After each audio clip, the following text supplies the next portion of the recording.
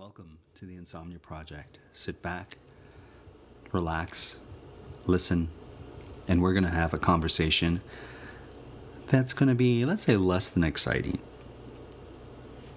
And we hope that this conversation will allow you to sort of just chill, lie back, and drift off. I want to thank you for joining us. We hope that you will listen and sleep. And I am your host, Marco Timpano. And I am your co-host, Nidhi Khanna. Marco, today you are wearing a lovely green plaid shirt. And plaid seems to be all over the place these days. Yeah, in the last few years, plaid has sort of really come into fashion, let's say, or come back into fashion. Mm-hmm.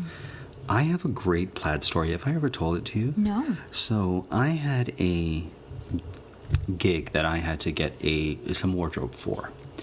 And it required me to be a lumber mill manager. Oh. So this particular gig that I had required me to wear plaid because that was the sort of look that they were going for with regards to this lumber mill manager. I don't think there's any other look you could go for when you're dealing with a lumber industry.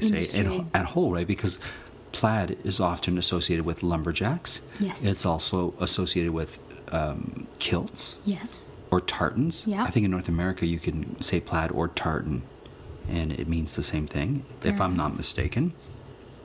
So anyways, this was...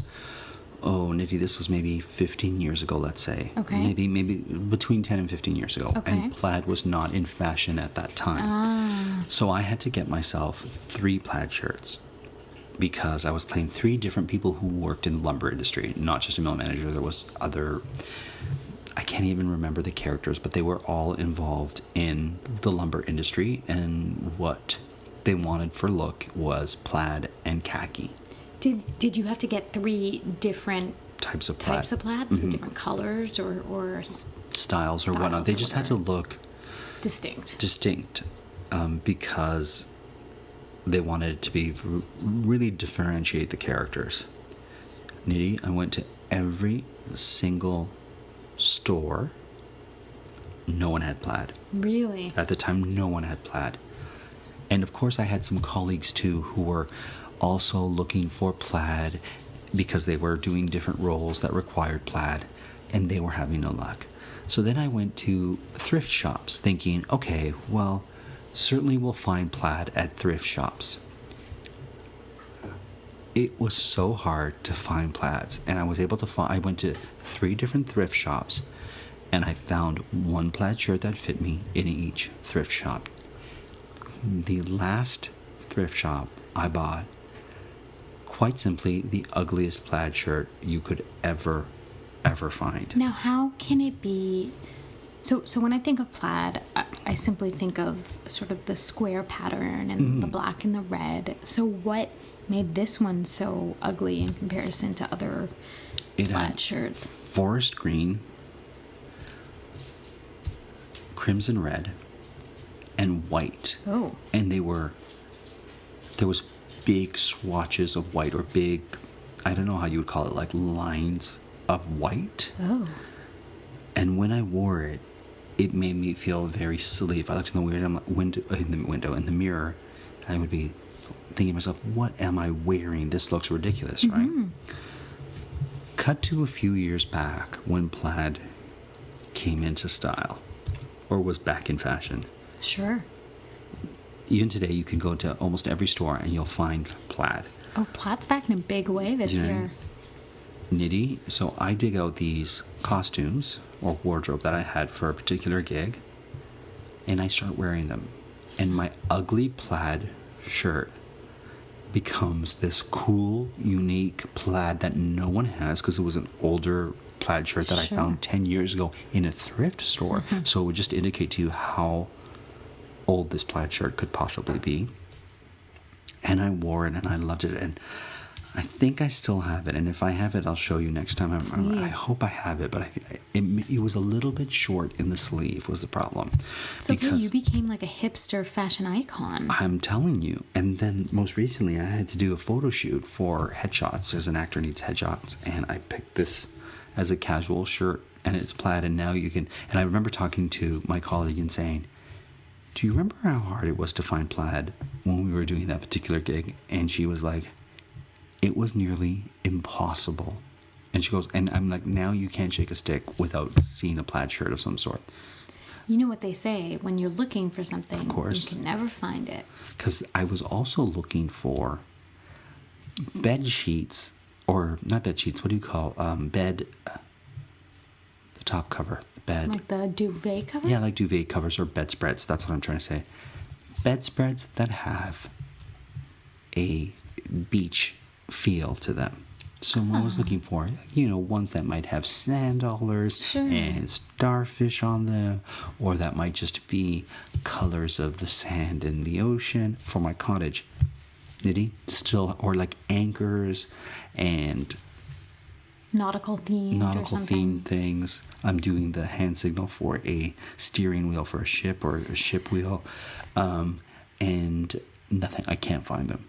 And so we bought other bedspreads, but I'm sure in a year they're going to be all the rage. Oh, I'm sure. Do you have any plaid that you wear or have worn in the past? I'm not a big plaid fan. Mm-hmm. I'm not a big patterns on my shirts. What about kilts? Because I know like plaid is often associated with the Scottish kilt. Yeah, I think part of my sort of disengagement from plaid is the fact that I went to a school where I had to wear a kilt. Oh, so you had a uniform. I had a uniform. I went to a uniform school. Did you? In our school, the women had to wear a dark blue, like a navy blue and green and a lighter green plaid. What was your plaid? Pretty much the same. Okay. It was like a navy blue and green plaid.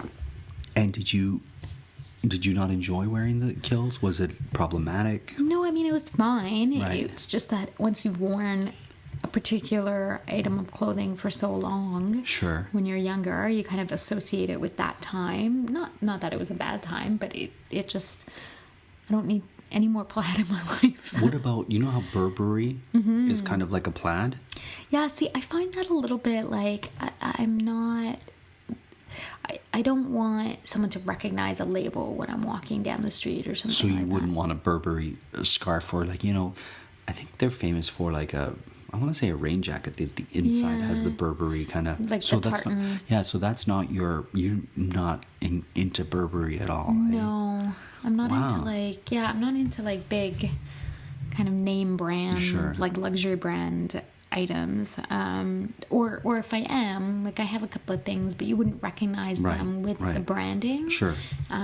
So yeah, I don't like... Yeah, I won't wear things that have, how there's some shirts and or even t-shirts, let's say, that have brand names on it, whether it be like a running shoe brand or like an Emporio or Armani will often brand stuff. I won't wear, I don't like it. I don't like to wear someone else's name or label. I'm not a billboard is how I feel. But I would buy something of high quality that would be a brand name, but I just prefer not to have it on display. Makes sense? Yeah, no, totally. Like, I find it odd when I see, even like the Burberry rain jackets for like dogs or for when what? For dogs. Oh, like, for dogs. Or when I see little babies or kids dressed up in like luxury brand named clothing, because it just, to me, it doesn't make sense. I had Burberry cologne. Oh, I like Burberry cologne. And I like the scent of that. Yeah, that stuff's good. Or even like a Burberry wallet would be nice, you know, something like that, a little bit more low key. But did you know that now, in this day and age, yes, Marco, apparently, when you get like a baseball cap, right, like with a sports team's name. Sure. So let's say we're in Toronto, so the Toronto Raptors cap. There's like a sticker that goes on it, like a silver or gold sticker that basically says, this is an authentic. Right, that says it's not it's associated with the NBA league or whatever. And it's usually at the if you have the top, if you have the lid. flap, Okay, at the lid, but like at the bottom. Sure. So the underside. The underside. Yeah. but it's still visible if you don't take it off, right? And so the other day I was talking to this young person that I work with, and he had a cap on with that. And I was like, oh, you forgot to remove your sticker. And he's like, him and another young person kind of looked at me, and they started laughing, and they were like, Nidhi, that's the whole thing now. And I was like, I didn't know. There you go. I didn't know. Even I knew that. What? Did you really? No, I've seen it. Yeah, you didn't know. You know what's funny, Nidhi, is that our next show is going to be about doing NBA fantasy pools. I was talking to Trevor, and I was like, can we do an episode on that? And he goes, of course. So stay tuned. We're talking about NBA now, but you're going to hear more about it in an upcoming episode. Do you like basketball? Not really. No? I mean, I can appreciate the difficulty, and I can certainly appreciate the teams in the NBA. Sure. And the talent that goes into it. I think because I was never great at basketball in grade school and high school, that I never really got a love for it. I have friends who are just huge. Have you seen a game live? I have seen a Raptors game live, and I had really good tickets.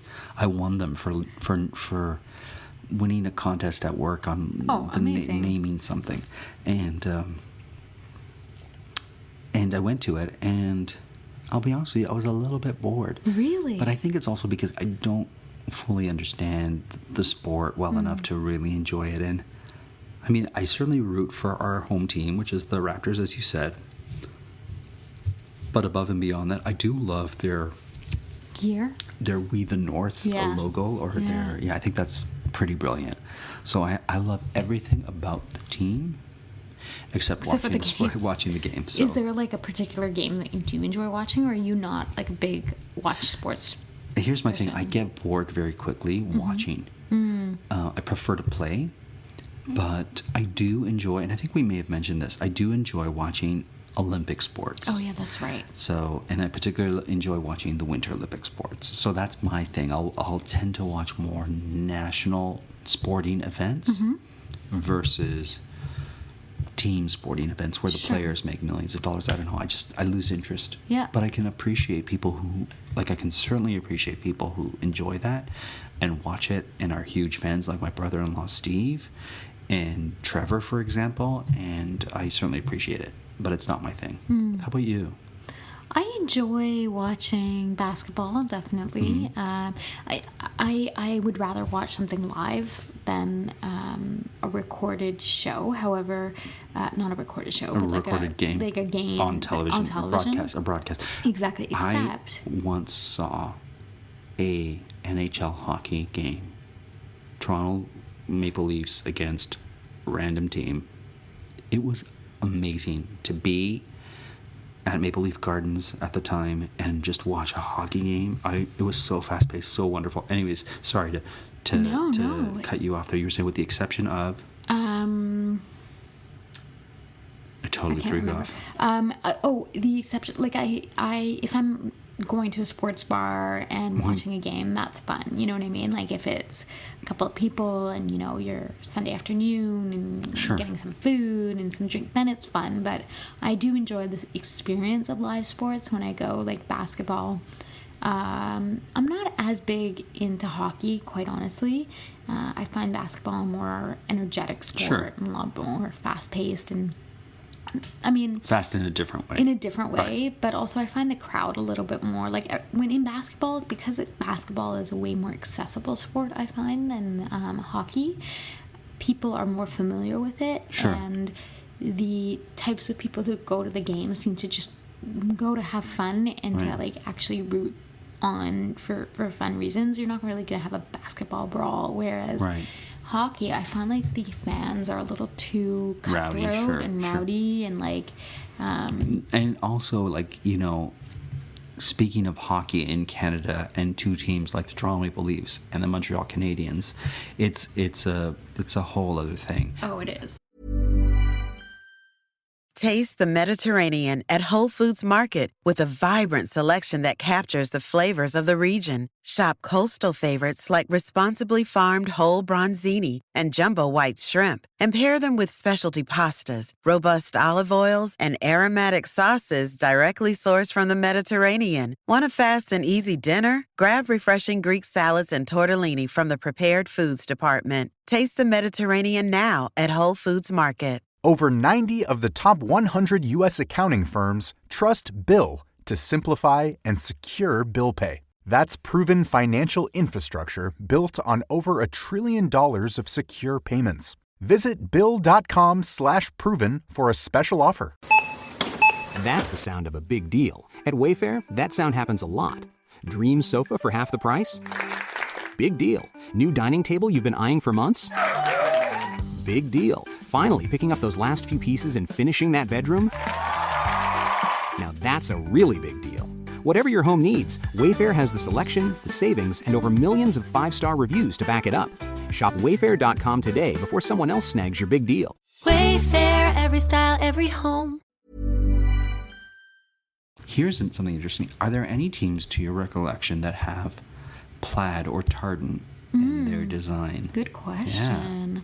I don't think so. Not that come to mind. Well, I guess that would be distracting, right? Would it not? I don't know. I just think it's not something that... Maybe in soccer? Or, Perhaps. I don't know. What, rugby maybe? It's funny you should mention rugby. When I was in Vancouver, I was in the hotel that the All Blacks were staying in. Oh, amazing. Yeah, so I saw all these rugby players that were huge and they were just like big guys who like were rugby players. I would see them in the elevator and I was on the floor with the All Blacks, and it was pretty cool. Was it rowdy? A little bit was, but then thankfully I was in a hotel that once you close the door it was pretty soundproof. But it was really interesting to be on the floor with the All Blacks, because I was constantly going up and down the elevator with All Blacks, and I was like, yeah, I guess this is my rugby team. And what a rugby team to have. I know. I love the dance that they do at the beginning, or like the ceremonial kind of, I guess dance. I mean, what else would you call it, I guess? No, I think it's a ceremonial sort of, I don't know if you'd call it a dance. Like what would it be? Yeah, that's what I'm trying to think. It's a Maori... but is it like a ceremonial ritual? Yeah, I know it's pretty intense, but it's really like it's pretty cool. Like they have a certain energy as well, and the All Blacks are pretty awesome.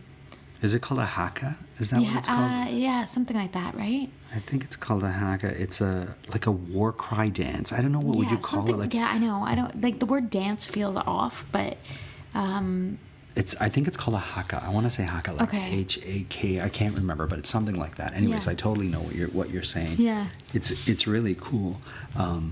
So interesting. Like, from plaid to sports. I know. We go.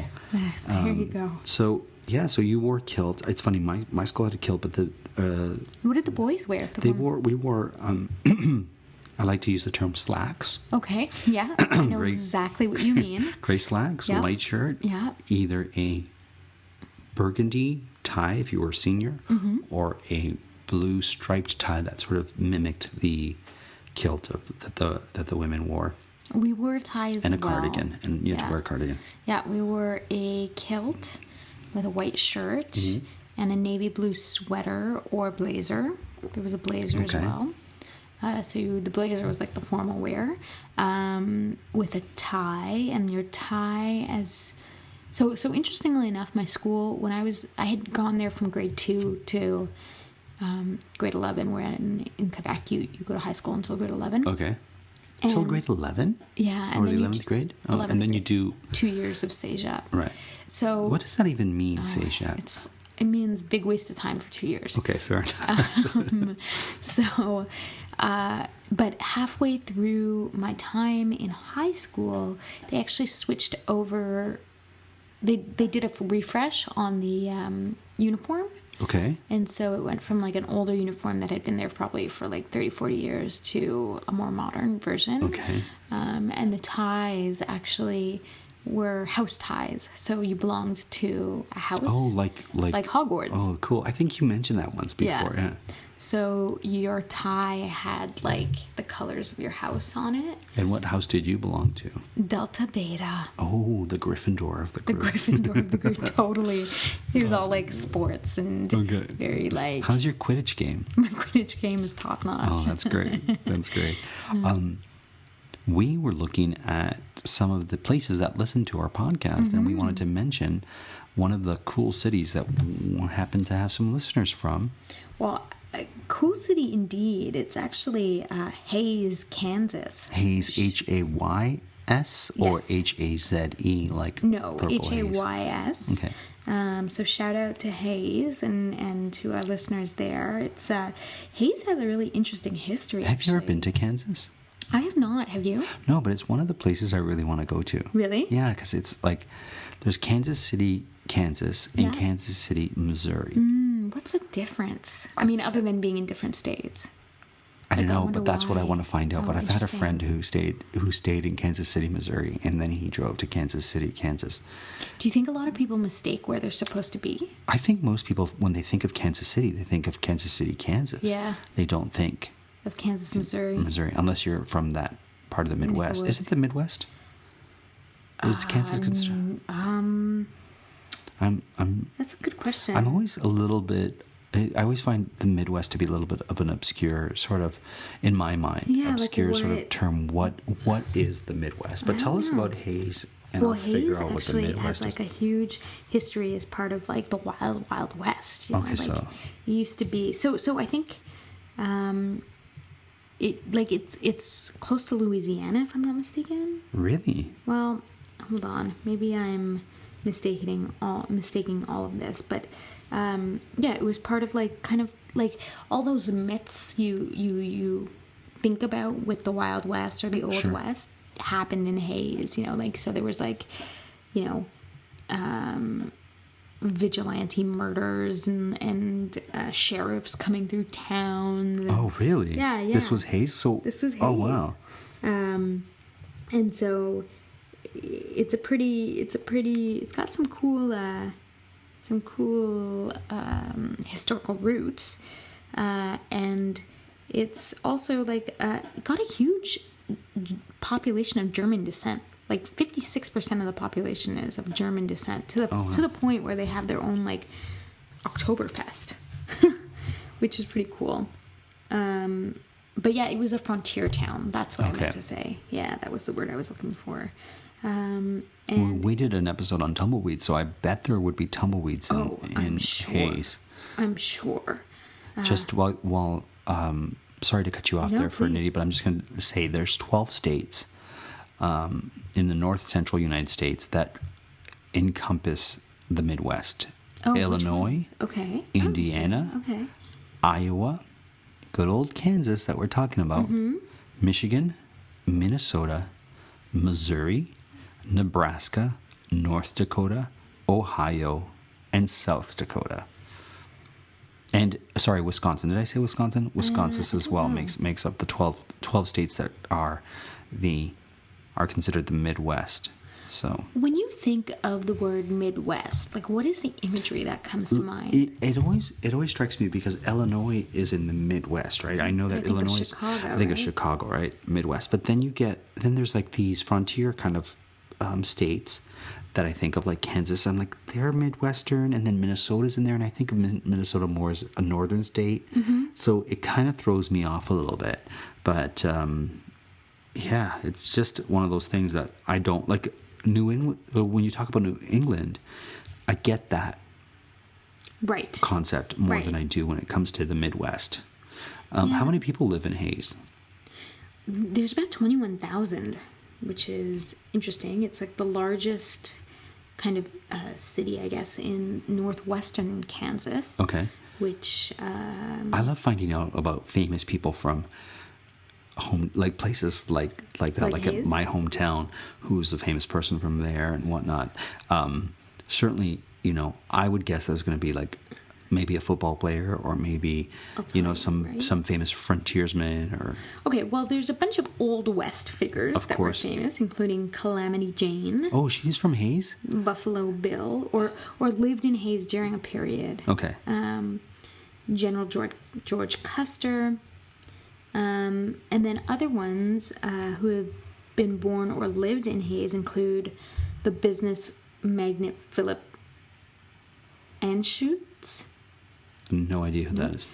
U.S. Senator Jerry Moran, and feminist legal pioneer Frances Tilton Weaver. Wow. I want to know who Philip Anschutz was. He's some sort of wealthy individual. Oh, he bought out his father's drilling company, Circle A Drilling.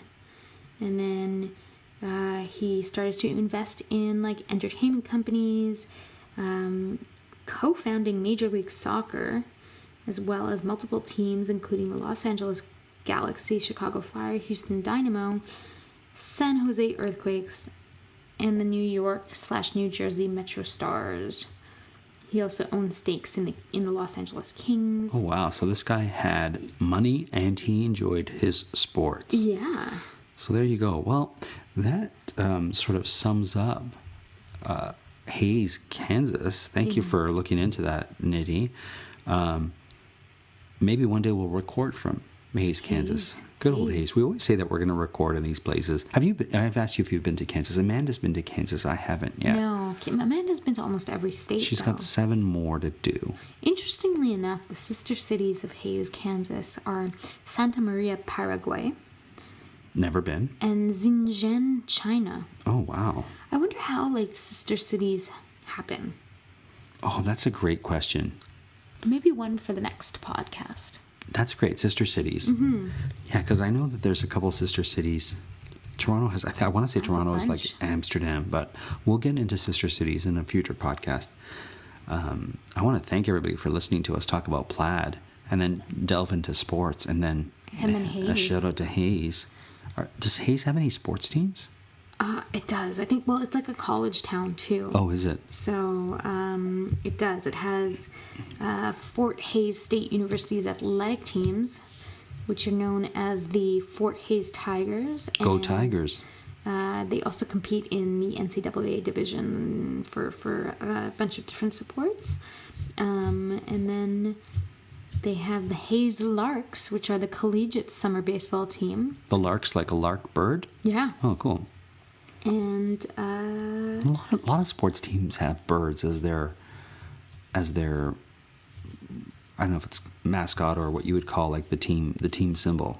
and then from June to August in Hayes, you can find the Mid-America Rodeo Company, which puts on rough stock rodeo performances on weeknights, including saddle bronc and bareback riding, bull riding, and barrel racing, as well as professional horse racing events. So Well, lots to do in Hayes, There you actually. go. Well, thank you to our listeners from Hayes, and thank you for listening to our podcast today.